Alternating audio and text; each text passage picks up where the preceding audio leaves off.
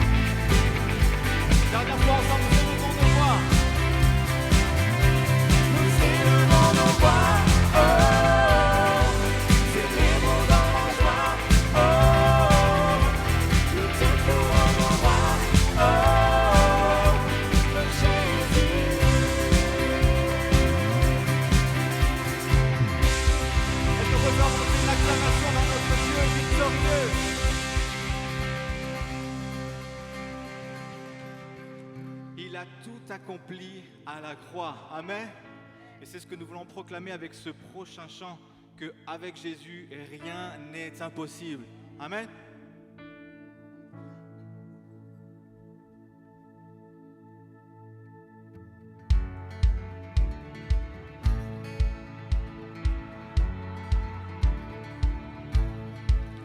Je peux voir la terre promise, même si le chemin est long. Ton amour me guidera, la victoire est en ton nom. Comme les murs de Jéricho, la peur encercle mon âme. Quand mon cœur est effrayé, ton amour me guidera, la victoire est en ton nom. Tous les géants tomberont, les montagnes bougeront, toutes chaînes du passé à jamais brisées. Sur la peur et le mensonge, nous déclarerons que rien n'est impossible à toi, Seigneur.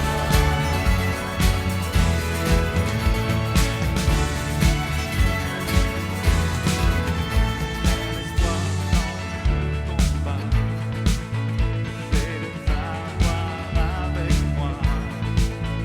Quand la nuit bâtit le jour, son amour me guidera, la victoire est en ton nom. Les géants tomberont, les montagnes bougeront, toutes les chaînes du passé à jamais brisées. Sur la peur et le mensonge, nous déclarerons que rien n'est impossible à toi. Tous les géants tomberont, les montagnes bougeront, toutes les chaînes du passé à jamais brisées. Sur la peur et le mensonge, nous déclarerons que rien n'est impossible à toi, Seigneur.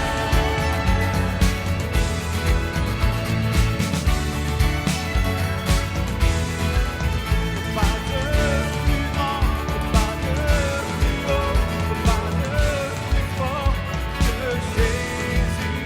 Tu as brisé toutes les chaînes, tu es roi pour toujours.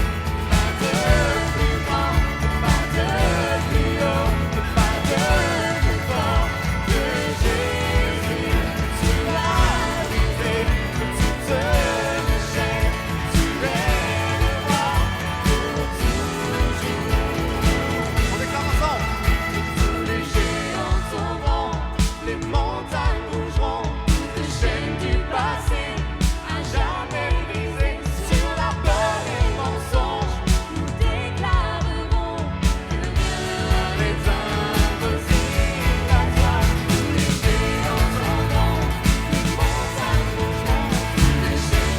Tous les géants tomberont, les montagnes bougeront, toutes les chaînes du passé à jamais brisées. Sur la peur et le mensonge, nous déclarerons que rien n'est impossible à toi, Seigneur. Tous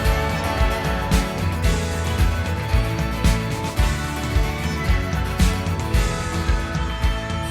géants tomberont, les montagnes bougeront, toutes les chaînes du passé à jamais brisées. Sur la peur et le mensonge, nous déclarerons que rien n'est déclare ensemble. impossible à toi. Tous les géants tomberont, les montagnes bougeront, toutes les chaînes du passé à jamais brisées. Sur la peur et le mensonge, nous déclarerons que rien n'est impossible à toi, Seigneur.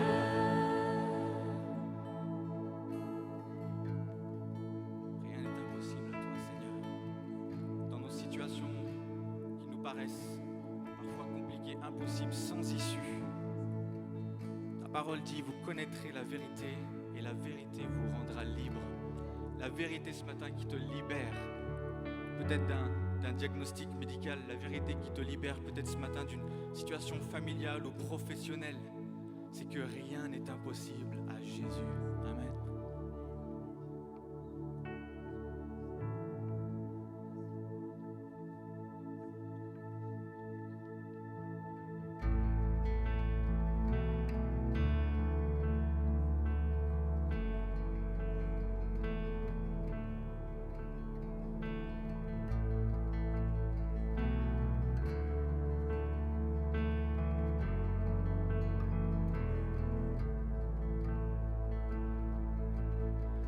Tu es le pain de vie, rompu pour mes péchés. Ton corps sur cette croix, meurtri pour me sauver. Je me rappelle la coupe déversée par amour. Cette alliance par ton sang me redonne la vie. Alléluia, je me remémore ton amour pour moi.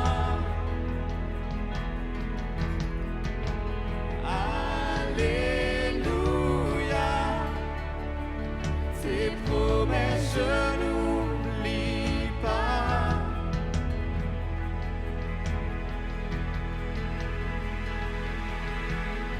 Je mets en œuvre mon salut avec crainte et respect, et marchant dans tes voies, Jésus, tu règnes en moi. Alléluia, je me remémore ton amour pour moi.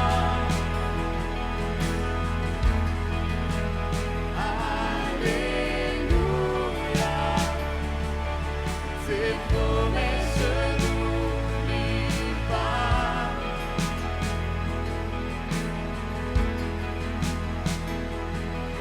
Si jamais je m'éloigne de toi, si jamais je renie ta grâce, rappelle-moi le prix payé. Alléluia, je me remémore ta vie. Ce matin, Église Espoir, combien veulent se souvenir de la grâce, de la fidélité de Dieu, année après année, grâce après grâce, situation après situation. Et on veut déclarer, Seigneur, qu'en serait-il de ma vie sans toi? Alors on veut déclarer ce matin, tu es bon. Combien tu es bon, Seigneur?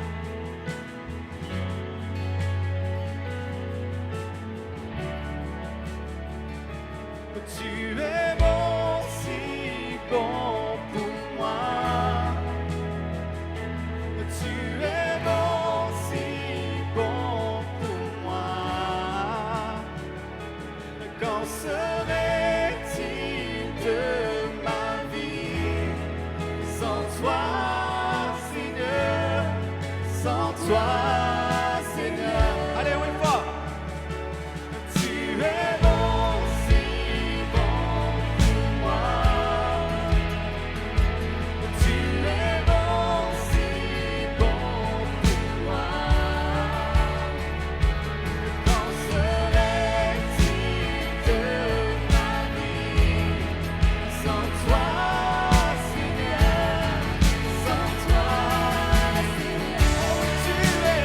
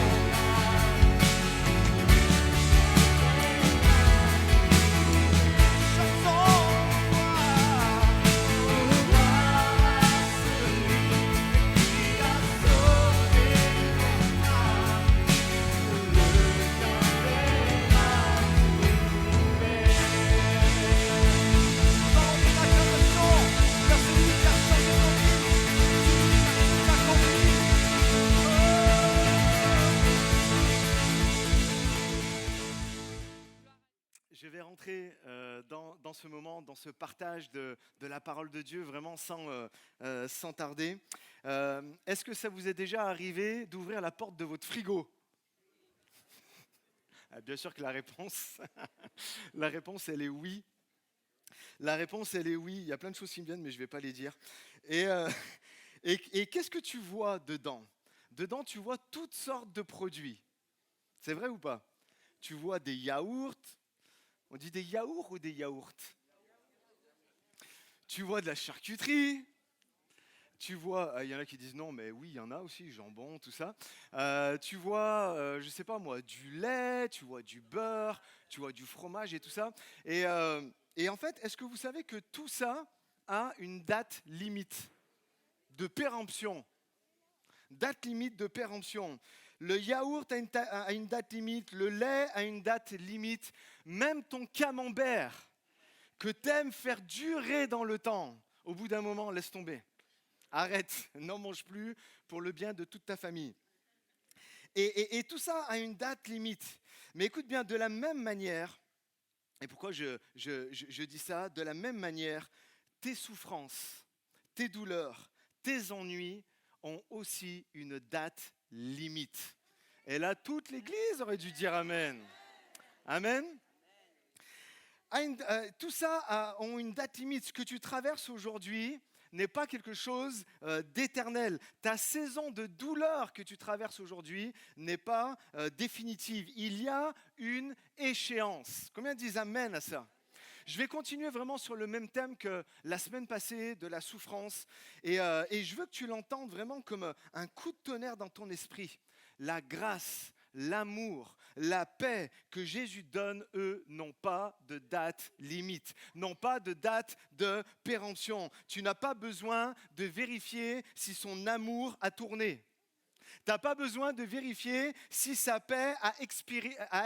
Tu n'as pas besoin, en fait, de voir si sa grâce, elle est périmée. Jamais tout cela ne périmera. Alors, on veut vraiment donner la gloire à Dieu. Ça reste frais dans notre vie, vivant et éternel. Alors oui, le titre du message, vous l'avez vu, c'est affiché. Tes souffrances ont une date limite, mais la grâce de Dieu n'en aura jamais. Je veux que tout le monde dise Amen. Amen. Une fois, ça suffisait. On a le droit de le dire plusieurs fois. On est toujours dans la continuité de la deuxième épître aux Corinthiens et qui est vraiment une épître qui nous parle de ça et où Paul parle, et je vais en parler tout au long du message, nous parle des souffrances qu'il a vécues, des choses qu'il a vécues. Dans 2 Corinthiens 1:3, nous avons lu la semaine dernière, « Béni soit Dieu, le Père de notre Seigneur Jésus-Christ, le Père des miséricordes et le Dieu de toute consolation, qui nous console dans toutes nos afflictions. » Ça, c'est notre Dieu, ça, c'est notre Père, ça, c'est qui il est. Vous voulez savoir qui est Dieu? Ça, c'est une part de qui est Dieu. L'apôtre Paul a dit lui-même qu'il avait été, quand on lit après, on en parlait la semaine dernière, qu'il avait été accablé au-delà de ses forces. Vous savez, ce moment où vous dites, j'arrive plus, je peux plus avancer, c'est au-delà de mes forces. Nous avons vu que la souffrance, en fait, elle avait un but, celle de nous forger, celle de révéler notre potentiel, celle de pouvoir nous faire accomplir notre destinée à l'exemple de Jésus.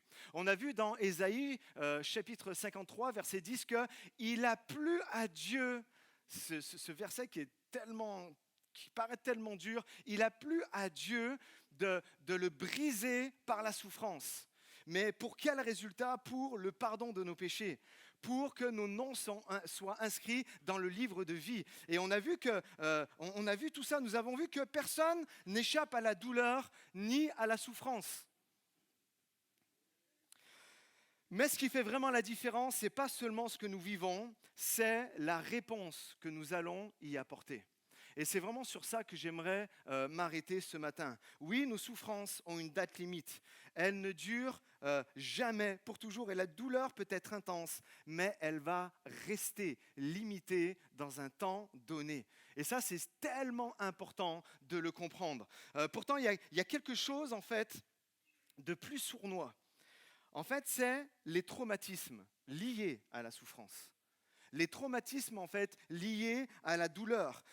Car si la souffrance, elle passe, bien souvent, les séquelles, elles restent. On a tous expérimenté ça. Hein. Et les séquelles, elles restent, elles durent même parfois des années. Et une blessure physique, elle se referme vite. Hein. Mais des moments, les dommages qu'elle a créés sont pour des mois et des années. Et quand on pense aussi aux blessures émotionnelles, les blessures psychologiques, à un moment donné, il y a une grosse souffrance et cette souffrance a donné lieu à des traumatismes et qui restent vraiment très longtemps. Mais voilà la clé. Vraiment pour nous ce matin, et ça s'affiche normalement, si tu veux bien passer. Le verset, j'ai déjà lu, voilà. Le but de la vie n'est pas seulement d'éviter la souffrance, mais c'est d'apprendre à ne pas laisser la souffrance se transformer en traumatisme. Laisse-le bien afficher, s'il te plaît, pour qu'on comprenne bien le sens de cette phrase. Le but de la vie n'est pas seulement d'éviter la souffrance, parce qu'on sait qu'elle va arriver, mais c'est d'apprendre à ne pas laisser la souffrance se transformer en traumatisme. Et surtout, le but du Seigneur n'est pas seulement de mettre fin à tel ou tel problème dans ta vie. Son désir, c'est de te guérir en profondeur, pas superficiellement, de te libérer du traumatisme que la souffrance en fait t'a créé, que la souffrance a laissé derrière elle. Moi je me souviens, bouchez vos oreilles tous les supporters stéphanois, à un moment donné de ma vie j'ai joué à l'OL. Désolé Benji, je ne sais pas si tu savais ou pas. Et j'ai joué à Lyon. Et je me souviens que parallèlement, on jouait à Lyon. Et pour mon père, c'était quelque chose de très important d'être compétitif et tout ça. J'avais une dizaine d'années. Et pendant ce temps-là, à l'école, il y avait une sorte de découverte de ce que c'était le rugby. Et là, je me mets en tant que footballeur à jouer au rugby et tout ça. Et comme tout sportif, on y va à fond, même si on ne connaît pas tout et tout ça, on y va à fond. Et là, je me souviens que l'entraîneur, à l'école, là, il y avait vraiment un entraîneur de rugby qui était venu. Il avait mis le ballon au centre. Et puis, moi, j'étais là. Et en face de moi, il y avait mon copain de classe. Je me souviens, il s'appelle Grégory, bien costaud. Et là, j'étais là, et au coup de sifflet, on devait aller chercher le ballon le plus vite possible et passer à travers, d'accord ? Et là, je cours, j'arrive en premier, je prends le ballon, et lui, bah ! Il me tombe dessus, les amis. Là, tous les rugbymen, ils disent eh, ça, c'est un vrai sport, ça, voilà, il y a du contact et tout ça. Les chochottes de footballeurs, bah ouais, les chochottes de footballeurs. Je me suis fait éclater et j'avais un bleu. J'ai pris un coup sur le tibia. Je ne sais pas comment ça s'est produit exactement. Vous savez, des moments, il y a des temps comment on peut dire là, de collision, vous ne savez pas comment ça s'est passé. Et là, j'ai mal, et je me souviens, je rentre, et j'appelle mon père, je lui dis, écoute, je ne vais pas pouvoir jouer ce week-end, je ne vais pas pouvoir aller au match, et comment ça, et tout ça. Je me souviens qu'il n'était pas très content. Le simple fait de mettre un protège-tibia ou une chaussette par-dessus, en fait, au-dessus de ça, et ben c'était vraiment, ça me faisait vraiment mal. Et en fait, il y a eu cette douleur au moment de l'impact, mais il y a surtout eu, après, les séquelles de l'impact. Et c'est vraiment de ça dont je veux parler, en fait, ce matin. Il y a des moments, il y a des choses qui nous arrivent. Ça nous percute et on est là et on a mal et tout ça, mais c'est rien par rapport à ce qui arrive après à cause de cela. Vous avez remarqué ça ? Et on est là à se poser, en fait, toutes sortes de questions. Mais pourquoi ça m'est arrivé ? Plutôt que de se dire, comment je vais faire pour soigner vite cela ? Pour passer à autre chose. Et en fait, la clé ce matin, par rapport, si ça commence à te parler, ce que je suis en train de dire, eh bien, c'est prioriser la direction plutôt que la raison. Arrêtez de se poser 15 000 questions de pourquoi c'est arrivé, mais de se dire, à partir de ce qui m'est arrivé, quelle direction je vais prendre maintenant ? Et ça, c'est vraiment significatif. Quand tu souffres, la première réaction, c'est souvent de demander la raison de tout cela. et pourquoi ça m'arrive, et qu'est-ce que j'ai fait, et pourquoi maintenant, c'était pas le moment que ça m'arrive maintenant, et pourquoi c'est arrivé comme ça, et pourquoi c'est arrivé avec telle personne, et là, tu es là dans ta tête, et il y a plein de pourquoi, et de pourquoi. Tu raisonnes dans ta tête, et tu veux absolument savoir la raison de cela. Et la question que l'on peut aussi se poser, et qu'on ne se pose jamais, mais c'est pourquoi pas moi? Pourquoi je vous dis ça? Je sais que ça peut paraître en fait dur, mais la semaine dernière, je vous parlais, et je le redisais tout à l'heure, Ésaïe 53, il a plu à Dieu de le briser par la souffrance. Mais tout ça, en fait, avait un but. Et en fait, quand on réalise tous nos héros bibliques que l'on chérit, qui peut être Joseph, un David, un Jésus, un apôtre Pierre, un Paul, une Déborah, une Ruth, une Naomi, tous ces personnages extraordinaires, ils sont tous passés par la souffrance. Ils sont tous passés par le brisement. Alors, ne te dis pas pourquoi moi, ça arrive à tout le monde.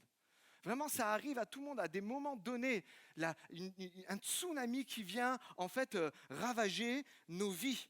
Mais chercher à tout prix une réponse, connaître la raison, peut être vraiment dangereux. Et là, vous dites, mais non, c'est bien de savoir pourquoi et tout ça. Pourquoi c'est dangereux? Parce que souvent, en fait, tu n'as pas de réponse. Vous avez réalisé ça? Il n'y a pas de réponse. Et c'est pour ça, en fait, que c'est dangereux. Ça peut vite tourner en boucle dans ta tête. Pourquoi ça m'est arrivé? Ça peut vite même venir comme obsessionnel. Tu penses plus qu'à ça. Tu penses plus qu'à ce qui t'est arrivé et pourquoi c'est arrivé. Et ça t'épuise. Et ça commence même à devenir en fait comme une séquelle dans ta vie. Ça te frustre et même, bien souvent, ça t'éloigne de Dieu. Ça fait vaciller en fait ta foi en cherchant des questions que de toute manière, en fait, bien souvent, tu n'auras pas. Au lieu de ça, il vaut mieux se poser la question, quelle direction prendre maintenant? Avec ce qui m'est arrivé, quelle direction je vais pouvoir prendre? Avec des questions toutes simples, si ça peut s'afficher. Quoi faire maintenant pour tenir? Il m'est arrivé ça, qu'est-ce que je vais mettre en place maintenant pour tenir bon? Quoi apprendre dans cette situation précise? Et vous pouvez mettre un nom à votre souffrance et à votre douleur. Quoi mettre en place pour avancer? Dites-le avec moi, malgré tout. Parce qu'il faut continuer à avancer, en fait, malgré tout. Vous savez, des exemples concrets. C'est quand tu perds ton travail, tu restes bloqué sur les raisons de « pourquoi ?» Pourquoi maintenant? C'était pas le moment maintenant que je tombe au chômage et puis que mon salaire soit réduit. Tu risques de t'enfermer dans l'amertume. Si tu demandes quoi faire maintenant, en fait, en revanche, là, tu mets toute ton énergie dans la recherche, dans une formation, dans quelque chose de nouveau qui va te faire découvrir peut-être qui va te faire aller plus loin dans une passion que tu n'avais jamais imaginé faire et avoir maintenant le temps de le faire et d'être même payé pour faire ça. Vous comprenez?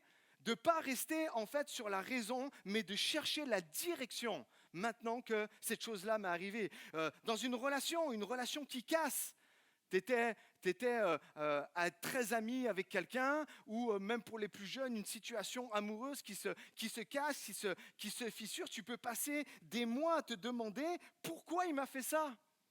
Pourquoi elle m'a fait ça? Pourquoi telle personne m'a fait tant de mal? Mais la vraie question, c'est qu'est-ce que je peux apprendre pour guérir? Et plus vite tu vas te poser ces questions, plus vite, en fait, tu vas sortir de cette souffrance, tu vas pouvoir pardonner et tu vas pouvoir avancer. J'aimerais que tu retiennes ceci, vraiment, c'est une phrase clé à retenir et ça s'affiche. Chercher l'explication t'enferme dans le passé. Vraiment, hein? Quand tu cherches sans arrêt, tu cherches l'explication, ça t'enferme dans le passé. Chercher la direction, en fait, t'ouvre un chemin pour l'avenir. Vraiment, note-le, je vois qu'il y en a qui le prennent en photo. Vous pouvez prendre en photo, vous pouvez regarder la prêche après sur YouTube. Chercher l'explication, t'enferme dans le passé. Chercher la direction, t'ouvre un chemin pour l'avenir. Une autre perspective qui est là et qui est pour toi. Arrête de chercher l'explication, cherche plutôt la direction que Dieu veut donner et la raison et la voie que le Seigneur ouvre à travers cette souffrance. Vous savez, parfois, et je dis pas cela pour paraître vraiment fataliste. Hein. Vraiment, vous pouvez dire, c'est quand même un peu fataliste. Ben, je suis obligé de prêcher la vie et la vie réelle de tous les jours pour que tout le monde comprenne. Et en même temps, je ne m'écarte pas de ce que dit la parole de Dieu. Je vais vraiment le développer, mais je ne dis pas ça pour paraître fataliste, loin de là. Mais parfois, il faut se résoudre à une situation. Il y a des moments, il faut se résoudre à telle et telle situation. Je sais, c'est inconfortable. Je sais, il y a 1001 questions qui sont là, mais des moments, il faut se résoudre à une situation. Avec, je ne sais pas où il est, Jo, il était là tout à l'heure, Jo. Il me parle souvent de la prière de la sérénité. Vous connaissez cette prière de la sérénité? Qui l'a faite d'ailleurs? Je ne me rappelle plus. Et une des prières de la sérénité, c'est « Mon Dieu, donne-moi la sérénité d'accepter les choses que je ne peux pas changer. » Il y a des moments, encore une fois, ce n'est pas fataliste, d'accord? Mais il y a des moments où il faut se résoudre à dire « Seigneur, il m'est arrivé ça, aide-moi à vivre avec ça, aide-moi à trouver la solution, aide-moi à trouver la direction, mais à arrêter de se poser les 1001 questions de pourquoi c'est arrivé, parce que tu vas perdre en fait ton temps. » Parfois, il faut se résoudre juste à marcher, à continuer de marcher dans la nuit. Parfois, il faut se résoudre juste à continuer de marcher, non par la vue, mais par la foi. C'est exactement ça. C'est je me résous, ok, il y a telle et telle chose, bam, de tous les côtés, ça vient, mais je continue de marcher. Je marche non par la vue, mais je marche par la foi. Est-ce que vous comprenez, Église Espoir, ce que je dis ce matin? Est-ce que vous comprenez? Se résoudre, c'est dire, ok, c'est parfois dire même, poser son cerveau. C'est parfois même se mettre en veille, là. C'est bon, je me mets en veille, je ne sais plus tout ce qui m'arrive, je me mets en veille, mais je continue parce que de toute manière, j'ai essayé de comprendre, mais force est de constater que j'y arrive pas. Ça vous est arrivé ou pas? Vous vous posez 1001 questions sur ce qui vous arrive, mais vous avez beau tourner le truc dans tous les sens, vous n'avez pas la réponse à votre question. Et laisse-moi te dire, au plus vite tu l'assimiles, et mieux c'est. Et en fait, la réalité, ça s'affiche, Dieu ne s'intéresse pas, vraiment. Dieu ne s'intéresse pas à ta compréhension des choses. Ce qui lui importe, c'est ta foi. Ce qui lui importe, c'est ton obéissance. Est-ce que tu vas continuer à marcher malgré tout? Même si tu ne comprends pas, Dieu ne s'intéresse pas à ta compréhension des choses. Ce qui lui importe, c'est ta foi. Ce qui lui importe, c'est est-ce que tu vas continuer à obéir à ma parole. Donc, Paul parle, dans la deuxième épître aux Corinthiens, Paul parle d'une écharpe qui lui a été mise dans la chair. D'accord? Et vous savez ce qu'il dit? Par 3 fois, je crois que je l'ai mis, 2 Corinthiens 12, 8, 3 fois, j'ai prié le Seigneur de l'éloigner de moi, et il m'a dit, ma grâce te suffit. Je n'ai pas le verset? Ok. Ma grâce te suffit, car ma puissance s'accomplit dans la faiblesse. 3 fois, en fait, il a prié. Et il a eu comme réponse, ma grâce te suffit, car en fait, ma puissance s'accomplit dans ta faiblesse. Waouh! Combien comprennent que ce n'est pas une réponse, ça? Ah, j'ai pas envie d'entendre ça, moi. T'as envie d'entendre ça? Ma grâce te suffit, continue. Non, tu as envie que Dieu te donne une vraie réponse et te dit, ah, c'est pas grave, viens, je vais te sortir de là. Non, il te dit, je ne vais pas te sortir de là. Ce n'est pas la réponse qu'on attend. Quand je dis c'est pas une réponse, bien sûr, c'est une réponse. Même Didier m'a dit une fois, ne pas répondre est une réponse déjà. D'accord? Mais ce n'est pas la réponse qu'on attendait. Ma grâce te suffit car ma puissance s'accomplit dans ta faiblesse. Je parle à tous les cartésiens de l'extrême.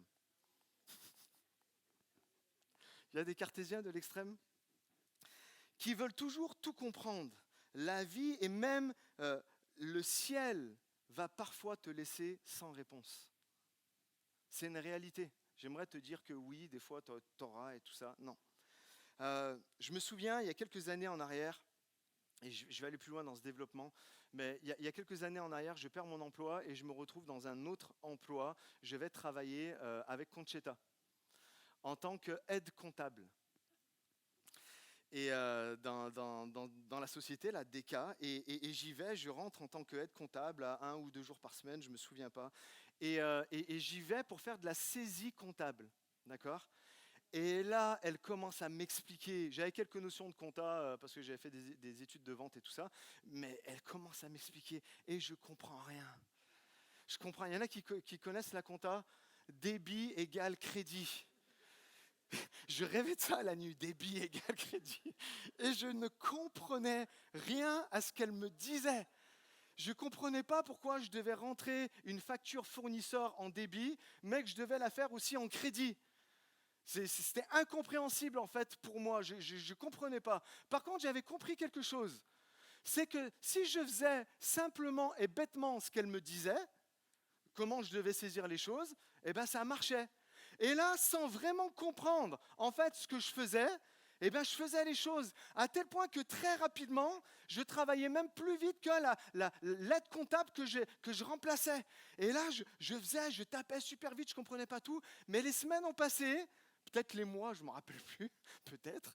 Et là, tout s'est éclairé, vous savez, la petite ampoule. Je fais les choses, je ne comprends pas. Je continue à marcher dans la vallée de l'ombre de la mort, je ne comprends pas. Mais je sais qu'au bout du tunnel, il y a Jésus qui est là. Eh bien, la réalité, c'est qu'il n'est pas au bout du tunnel, il est même avec toi dans ce moment-là. D'accord ? Et en fait, on commence à faire les choses des moments sans comprendre.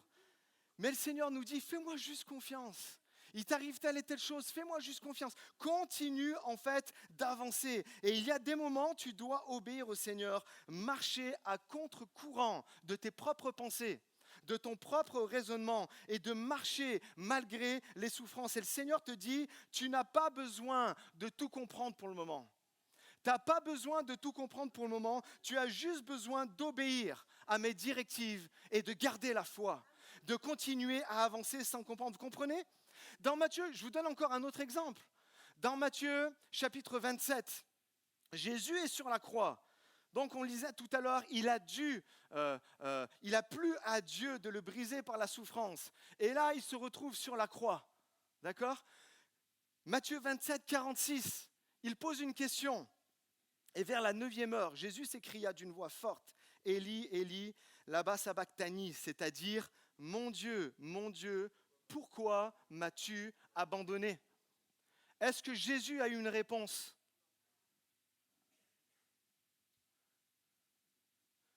Le Fils de Dieu lui-même n'a pas eu en fait de réponse. Ça faisait écho, et c'était prophétique, ça faisait écho au psaume 22 qui dit « Mon Dieu, pourquoi m'as-tu abandonné ?» Donc il reprend mot pour mot ce que le psalmiste disait. « Et t'éloignes-tu sans me secourir, sans écouter mes plaintes ?» Avec un point d'interrogation.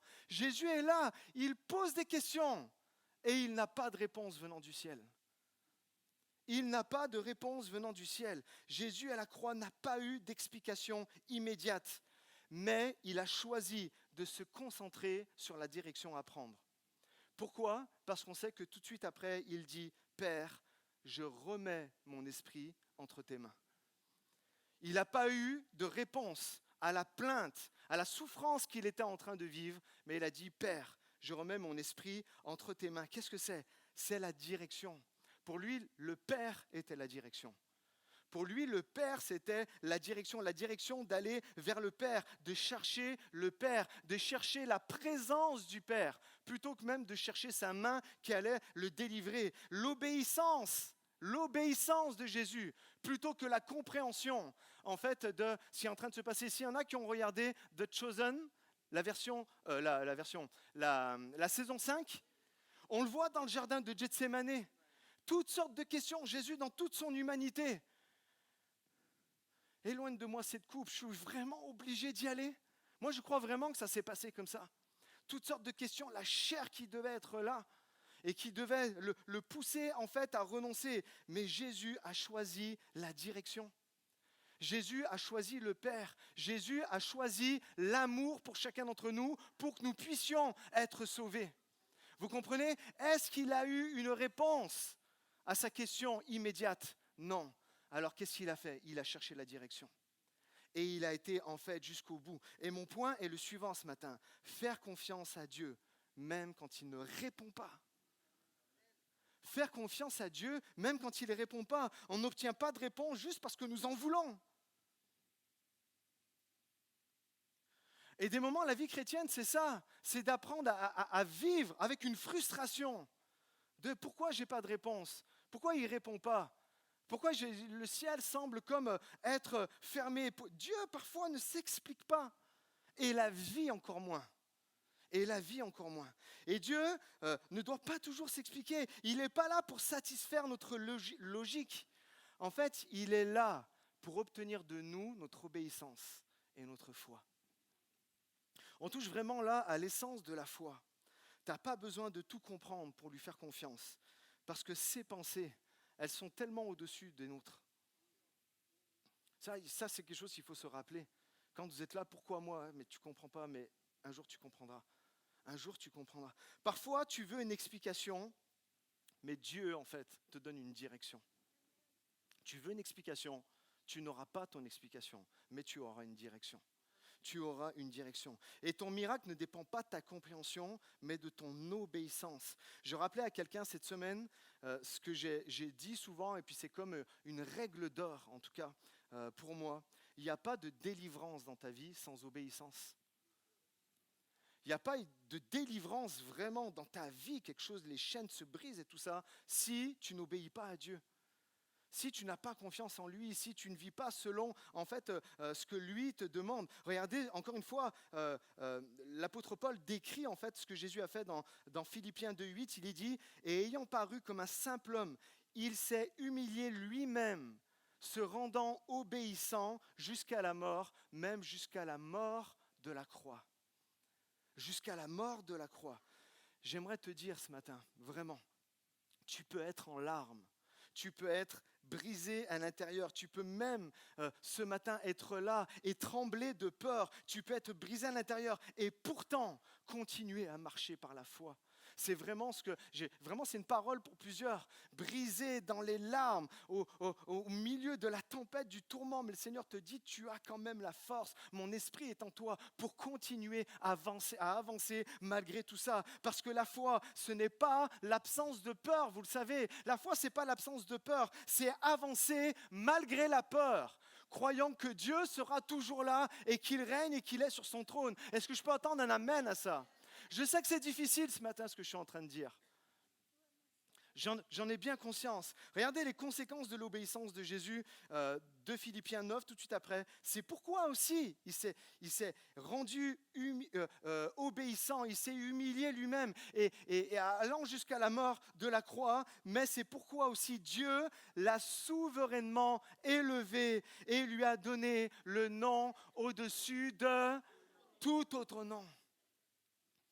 Amen. Ça, c'est la conséquence de l'obéissance. Ça, c'est la conséquence de je ne cherche pas les raisons, je n'ai pas l'explication à tout, mais je continue à avancer. Et j'aimerais dire à quelqu'un, au moment donné, Dieu, comme l'a fait avec Jésus, va t'élever. Dieu va te restaurer. Dieu va te guérir. Dieu va donner un sens à tout ce qui t'est arrivé. Amen.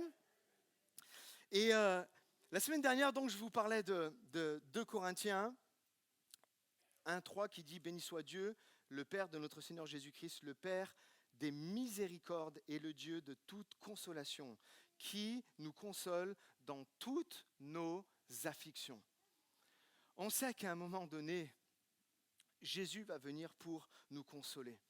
Et je vous disais, c'est vraiment transversal à toute la 2e épître aux Corinthiens.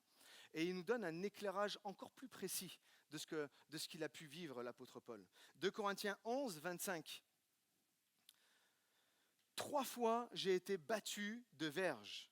1 fois, j'ai été lapidé. C'est ce qu'il explique au début, vous savez, la semaine dernière, quand il dit « je désespérais, nous désespérions d'être encore en vie ». D'accord ? J'ai été lapidé 3 fois. J'ai fait naufrage. J'ai passé un jour et une nuit dans l'abîme. Oh. Voilà ce que l'apôtre Paul, en fait, a vécu. Mon point est le suivant, alors que je vais dans la dernière partie du message. Mon point est le suivant. Ne quitte pas le navire. Ne quitte pas le navire, malgré la souffrance, malgré la tempête, malgré la nuit, malgré les éclairs, malgré les vagues qui sont là, c'est un tourbillon autour de toi, je te le dis, ne quitte pas le navire. Mets un coup de coude à ton voisin pour le réveiller gentiment et dis-lui, ne quitte pas le navire. Ne quitte pas le navire. Je vous explique le contexte, d'accord ? En fait, si tu peux remettre ne quitte pas le navire, je vous redis le contexte. Donc quand il écrit ça, il fait référence, en fait, quand il dit « j'ai fait naufrage », il fait référence au livre des Actes, au chapitre 27. D'accord ? Au chapitre 27. Et en fait, Paul est prisonnier à ce moment-là.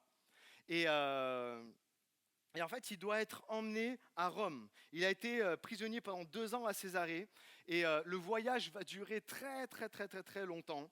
Et on sait qu'il va faire naufrage et puis il va arriver sur l'île de Malte. Et j'aimerais vraiment vous raconter l'histoire de ce naufrage, si vous voulez bien. C'est ultra intéressant. Est-ce que vous voulez qu'on se mette en situation ? D'accord ? On va faire quelque chose d'immersif. Il y a de la pluie qui va tomber du ciel. Non, mais on va faire quelque chose. Si on peut se mettre en situation, voilà. Imaginez avec moi. Voilà. Ça va ? Tout le monde réalise un peu ce qui est en train de se passer ici. Ils sont sur un navire.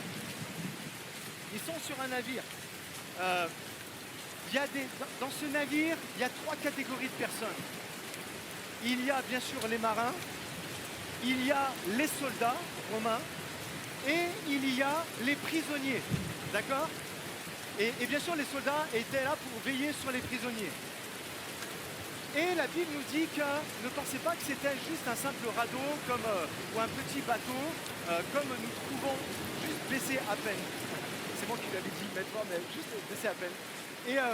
Et en fait, c'est pas un petit radeau en fait, ou un petit bateau de pêche comme on voit Jésus avec les 12 disciples et tout ça. Là, c'est un navire. La Bible nous dit qu'il y a 276 personnes avec lui.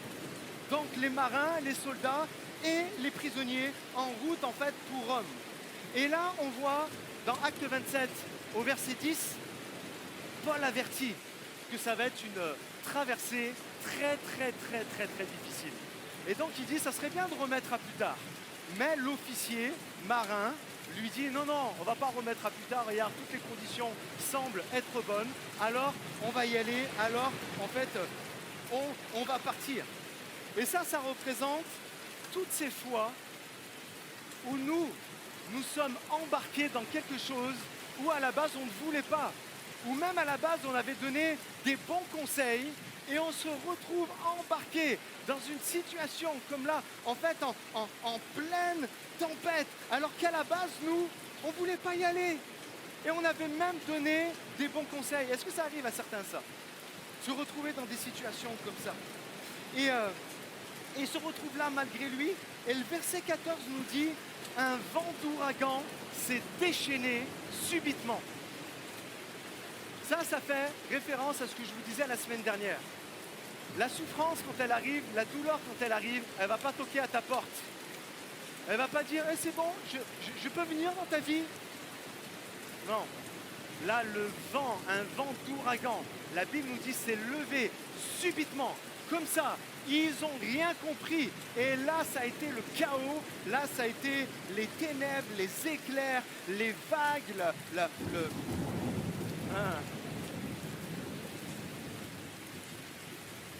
quelque chose vraiment de fort. Même si jusqu'à là tout allait bien, même la Bible nous dit une légère brise les poussait, et puis d'un coup, bam, le chaos est arrivé.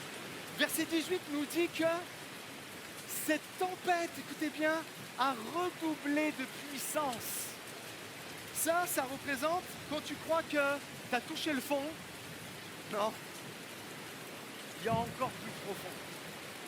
Il y a encore plus profond. C'est exactement ce que ce texte en fait nous dit. Au verset 20, il nous est dit, tout espoir de rester en vie s'évanouissait.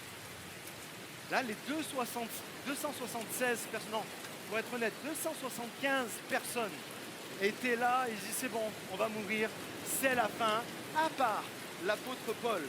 Et la Bible nous dit au verset 20 que c'était tellement sombre qu'ils ne pouvaient même plus s'orienter. Vous savez, les marins à cette époque-là, aujourd'hui il y a d'autres systèmes là, mais à cette époque-là, ils se repéraient par rapport au soleil et ils se repéraient par rapport aux étoiles. Mais là, il y avait tellement les ténèbres sur toute la terre, qu'ils étaient totalement désorientés. Ils ne savaient plus où ils allaient. Ils ne savaient plus ce qui était en train en fait, de se passer. Et la Bible nous dit même que tous en fait, les passagers ont arrêté de manger. Et pendant des jours, ils ont littéralement arrêté de manger parce qu'ils étaient focalisés en fait, sur ce qui était en train de se passer, sur la souffrance, sur la douleur qu'ils vivaient, sur le désespoir. Ils étaient en fait focalisés sur ça. Et vous savez, ce genre de problème dans ta propre vie qui te crée un nœud à l'estomac. Et puis tu perds l'appétit. Et tu es là et tellement tu souffres et tellement ce qui t'est arrivé, c'est dur, tu ne manges plus, tu perds des kilos, tu es totalement dépassé en fait par les événements, que tu ne fais que penser à ça, ne trouvant même plus le sommeil. C'est exactement ce que vivaient en fait ces passagers. Combien connaissent ça? Tu es désorienté, tu ne sais plus où aller, tu ne sais plus quoi faire. Et le verset 21, Paul dit, les choses étant ce qu'elles sont. Vous savez, c'est, encore une fois, il s'est résolu. Ça se dit, il s'est résolu? Je ne sais pas. Il s'est dit, voilà, c'est comme ça. Les choses étant ce qu'elles sont, il dit, je vous invite à ne pas perdre courage. Il y a le tonnerre qui peut gronder, mais la Bible nous dit, et ça parle à quelqu'un ce matin, ne perds pas courage, car Dieu m'a parlé. C'est ce que dit l'apôtre Paul en fait à tout l'équipage. Et Paul garde une lucidité incroyable au cœur même de la tempête. Et écoute bien, cette lucidité ne l'empêche pas en fait d'avoir la foi. Même s'il y a tout qui s'écroule autour de lui, il garde la foi. Et ça n'empêche pas d'encourager les autres. Au contraire, sa foi devient une force pour les autres. Vous comprenez? Donc vraiment garde la foi. Verset 30. Verset 30, certains marins ont voulu quitter le navire en douce avec une chaloupe. Vous pourrez lire ça, hein? Ils ont voulu quitter et là, Paul, il les balance. Ne quittez pas le navire, les soldats! Et les soldats arrivent et empêchent les marins en fait, de quitter le navire. Les soldats, vous savez ce qu'ils font au verset 32? C'est incroyable. Les soldats arrivent et alors que la chaloupe était attachée avec des cordes, ils coupent les cordes de la chaloupe. Il n'y a pas moyen, vous allez rester dans le navire. Il n'y a plus de plan B. Vous allez rester en fait avec nous. Et Dieu des moments, si on doit faire le parallèle, Dieu des moments va faire des choses qui s'apparentent à ça. Il va couper des cordes. Il va anéantir des plans B dans notre vie pour que nous puissions rester ancrés dans ce navire.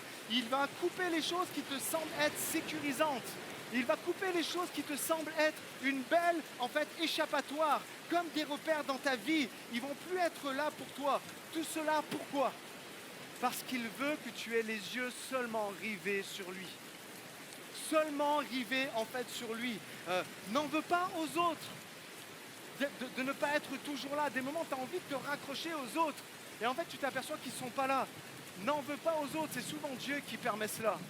Pour que tu puisses être en direct avec lui. En direct avec lui. C'est Dieu qui le permet pour te rapprocher de lui. Parce que comprends ceci. Si tes cordages ne sont pas coupés, si tu quittes le navire en douce, comme ces marins ont voulu faire, tu ne mets pas seulement ta vie en danger. Tu mets aussi la vie en danger de ceux qui te suivent. Vraiment, restez avec moi, s'il vous plaît. C'est tellement important. La réalité, c'est que la tempête était tellement grande tellement fort qu'une chaloupe, elle aurait vite fait chavirer. Et en fait, tu crois avec une belle échappatoire, hop, tu t'en sors. Non, Dieu va couper les cortages pour que tu restes concentré sur lui. Parce que, pense à tes enfants. J'aimerais vraiment parler cœur à cœur. Pense à tes enfants. Pense à ta famille. Pense à tes parents. Pense à ceux qui comptent en fait sur toi. Il y a ici, quand tu ne quittes pas le navire, une vraie notion de responsabilité. Je ne quitte pas le navire. Je garde la foi, je garde confiance, même si je ne vois rien, même si je suis désorienté. Je pense à ceux qui sont à ma suite, je pense à eux, je pense aux plus faibles. Et si moi je sombre, si moi je pars, que vont-ils devenir? Le Seigneur te dit, ne quitte pas. Je remercie ma mère d'avoir, malgré les circonstances difficiles, d'avoir toujours gardé la foi. Je remercie les anciens de l'Église, malgré les temps difficiles, malgré les tempêtes et tout ce qui est arrivé, d'avoir gardé la foi. Parce qu'après les éclairs, le tonnerre et tout ça, il y a toujours le beau temps qui vient. Vous êtes d'accord avec ça? Je veux parler à quelqu'un aujourd'hui. Peut-être une mère qui songe à abandonner. Peut-être un père qui songe à abandonner mère et enfant, de tout laisser tomber. Quelqu'un qui lutte même avec des pensées. Je vais mettre fin à ma vie. J'abandonne. Allez, je pars. Je quitte. De grâce, ce matin, n'abandonne pas. Le Seigneur est là. Le Seigneur est là. Oui, c'est la tempête dans ta vie. Oui, tu n'arrives plus à trouver tes repères. Tu es tout désorienté comme ces marins qui n'arrivaient plus à orienter. Oui, peut-être tu ne dors plus à cause du naufrage. Oui, peut-être tu pleures. Oui, peut-être tu n'arrives même plus en fait à manger. Oui, peut-être c'est comme l'apôtre Paul. C'est même pas ta faute si tu passes par là. Toi, tu avais averti, tu t'es retrouvé embarqué dans une histoire, en fait, que tu ne voulais pas. Paul a embarqué malgré lui. Oui, tu vois peut-être d'autres abandonnés. Tu vois peut-être d'autres quitter en douce. D'accord? Mais écoute bien, de la même manière que Dieu est venu réconforter, fortifier Paul, il vient vers toi aujourd'hui et il te dit, courage mon enfant. Courage, tiens bon. Dieu te dit, je veux le dire avec force ce matin, ta souffrance, elle a une date limite. Ta tempête, elle a une date limite. Ta douleur, elle a une date limite. Ne quitte pas le navire. Il y a encore des plans pour toi ce matin. Amen. Et là tu te dis, mais pasteur, moi je la connais la fin de l'histoire. Tu dis, ne quitte pas le navire. Pourtant, si je me trompe bien, le navire, il s'est échoué. La Bible nous dit que le bateau a été pris dans un banc de sable et que ça a tellement été violent que, c'est un peu comme dans Titanic, hein, si vous voyez le bateau brisé, c'est un peu comme ça. L'avant du bateau se met dans le banc de sable et au milieu et sur la fin, il se brise. Et là, on voit, la Bible nous dit que le bas du bateau a été englouti en fait par la mer. Oui, c'est vrai. Oui, c'est vrai. Mais si tu veux bien, on va changer d'atmosphère. Mais si tu veux bien réaliser ça, savez-vous comment la plupart s'en sont sortis? Ils s'en sont tous sortis. Mais vous savez comment en fait ils s'en sont sortis? Je vous laisse réfléchir un peu. En s'agrippant aux planches brisées, en s'agrippant en fait aux morceaux éparpillés de l'épave.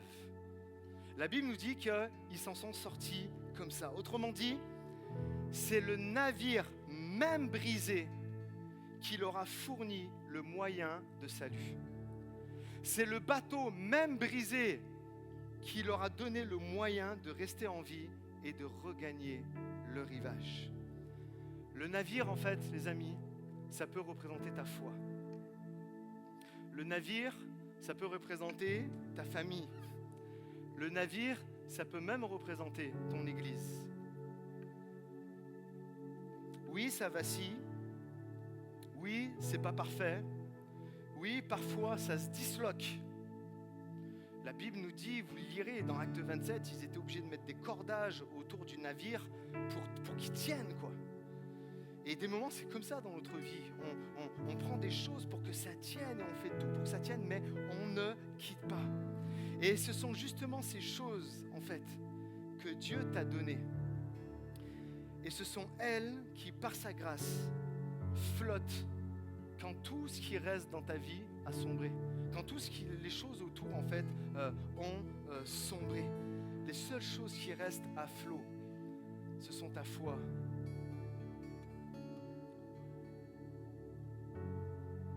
C'est ta famille, c'est tes proches, c'est ton église. On est là, on n'est pas parfait. Même des moments, ça casse.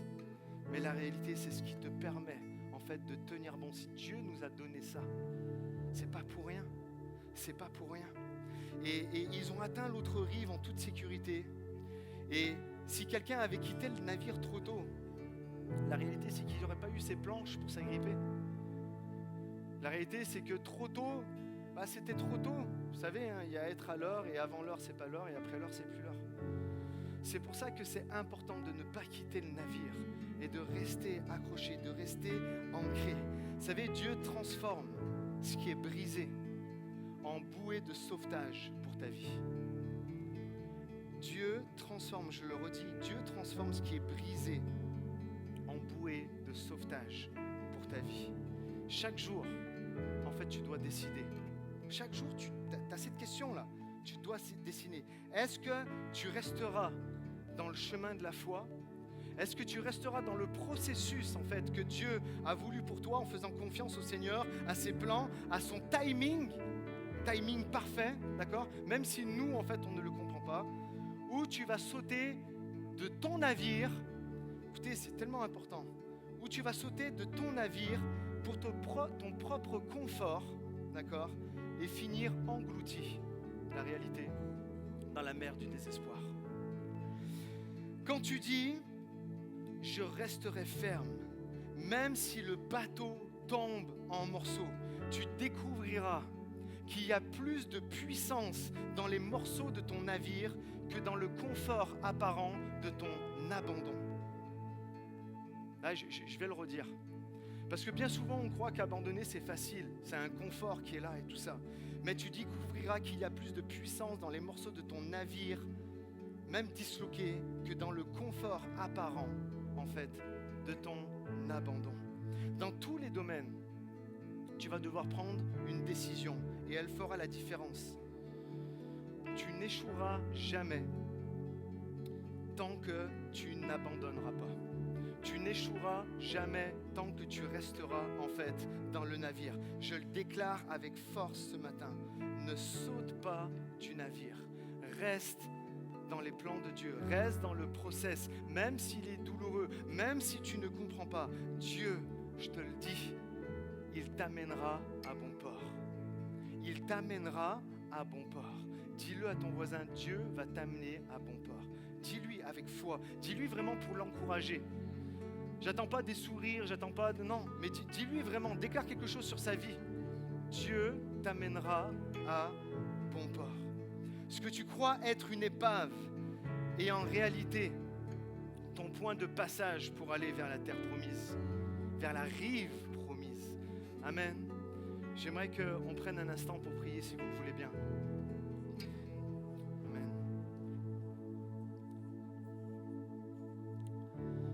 Jésus, tu vois ce message qui est vraiment pas évident. C'est pas évident à apporter des messages comme ça. Je suis pas fan. On n'est pas fan d'entendre des messages comme ça. Où il nous est parlé d'obéissance malgré les tempêtes. Où il nous est parlé de se résoudre à des choses et de faire confiance malgré tout. C'est peut-être les choses les plus dures qui sont à faire, Seigneur mon Dieu, lorsque nous passons par la souffrance, lorsque nous passons par la douleur. Mais Seigneur, tu nous as laissé ta parole et tu nous as laissé ton exemple à toi, Jésus, où tu as été sur la croix et tu as posé une question. Et Seigneur, tu n'as même pas eu de réponse. Mais tu n'as pas cherché des explications, tu as cherché la direction. Et ta direction, c'était le Père. Et ta raison de vivre et ta raison d'aller sur la croix, Seigneur mon Dieu, tu t'en es souvenu. C'était chacun d'entre nous pour que nous puissions avoir la vie éternelle.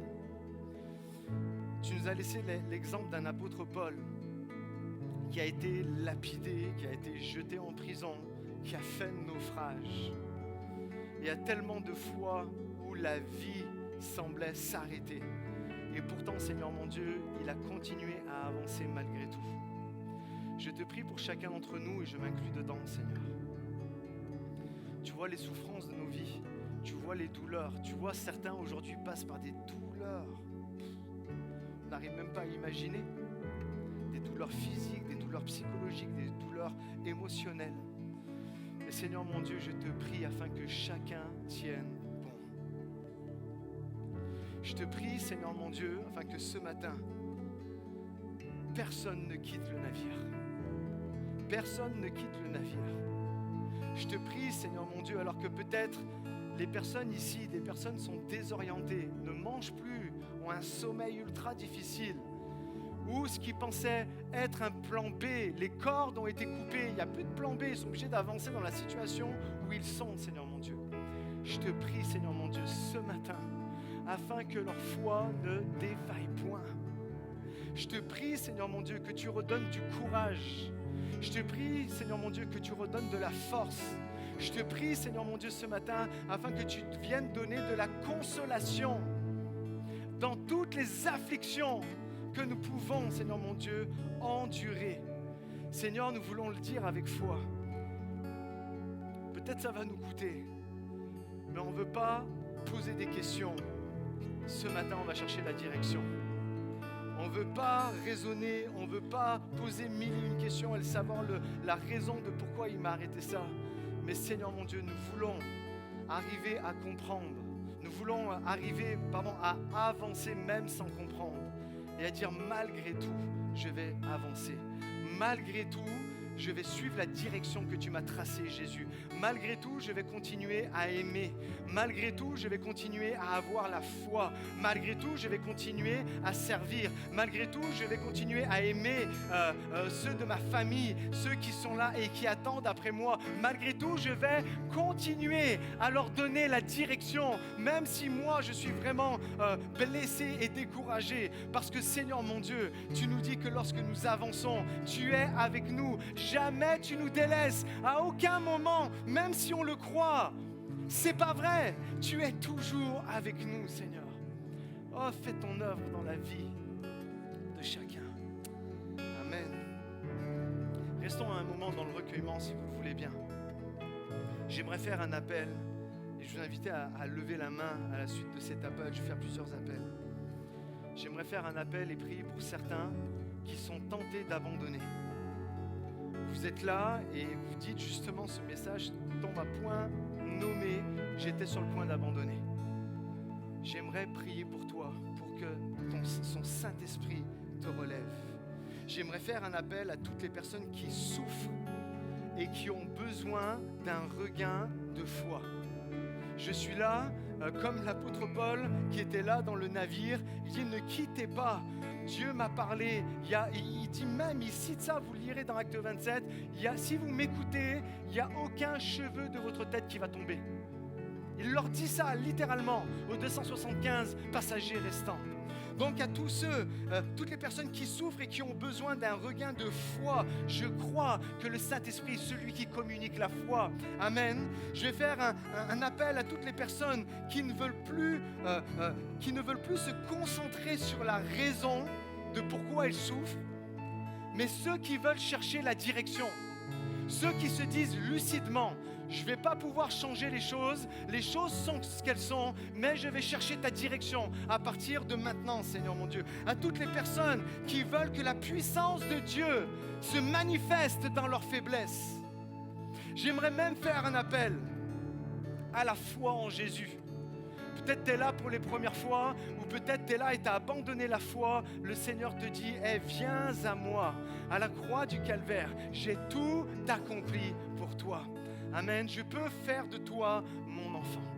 Alors si vous avez été interpellé par un de ces appels, juste levez votre main à votre place et j'aimerais prier pour vous maintenant. Amen. Merci pour les mains qui se lèvent. Plusieurs mains se lèvent. Mains se lèvent sur les côtés, mains qui se lèvent sur le fond. Amen. Amen. Vous pouvez baisser vos mains après. Vous savez ce qu'on va faire? On va chanter un chant avec l'équipe de louanges. Qu'il n'y a pas de plus haut, qu'il n'y a pas de plus fort, qu'il n'y a pas de plus puissant que le nom de Jésus. Combien le croient ce matin? Et nous allons chanter ce chant et nous allons terminer par ce chant. Mais je vais inviter toutes les personnes qui ont levé la main à rester après et à venir sur le devant. Et on aimerait vraiment prendre un temps pour prier pour vous. On aimerait vraiment prendre un temps même pour échanger avec vous. Savoir qu'est-ce qui vous arrive et la souffrance et la douleur que vous avez. Et vraiment prier pour vous. Prendre un temps pour vous. Alors est-ce qu'on peut tous se lever s'il vous plaît? On va chanter ce chant. Et à la suite de ce chant, qu'on va terminer vraiment en apothéose et en déclaration de foi, je vais vous inviter à quitter rapidement. Et seuls ceux qui ont levé la main et répondu à l'appel, à s'approcher sur le devant. Et on va prier ensemble. Soyez vraiment bénis ce matin, les amis. Sous les géants tomberont, les montagnes bougeront, toutes les chaînes du passé, à jamais brisées. Sur la peur, les mensonges, nous déclarerons que rien n'est impossible en soi. Sous les géants tomberont, les montagnes bougeront, toutes les chaînes du passé, à jamais brisées. Sur la peur, les mensonges, nous déclarerons que rien n'est impossible en toi. Rien n'est plus grand, rien n'est plus haut, rien n'est plus fort que Jésus.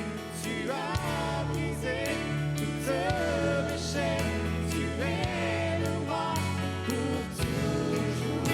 Pas de plus grand, pas de plus haut, pas de plus fort que Jésus. Tu as brisé toutes mes chaînes, tu es le roi pour toujours. Pas de plus haut, pas de plus haut, pas de plus fort que Jésus. Allez, chante-le ce matin. Déclare-le, déclare-le. Il est celui qui brise les chaînes. Il est le roi pour toujours.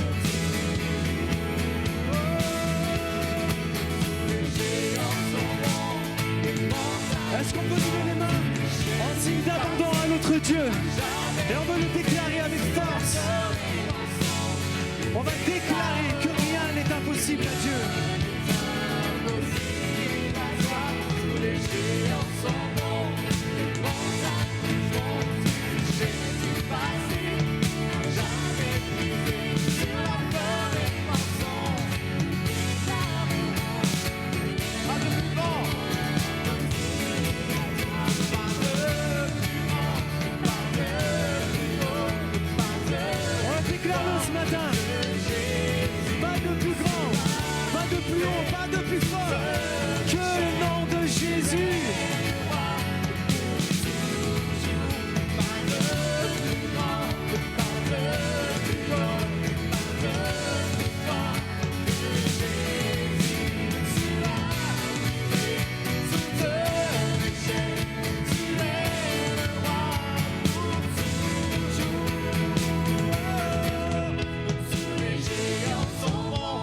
Les montagnes bougeront, toutes les chaînes du passé, à jamais brisées. Sur la peur et le mensonge, nous déclarerons que rien n'est impossible à toi. Tous les géants sont bons, les montagnes bougeront, toutes les chaînes du passé, à jamais brisées. Sur la peur et le mensonge, nous déclarerons que rien n'est impossible à toi, Seigneur.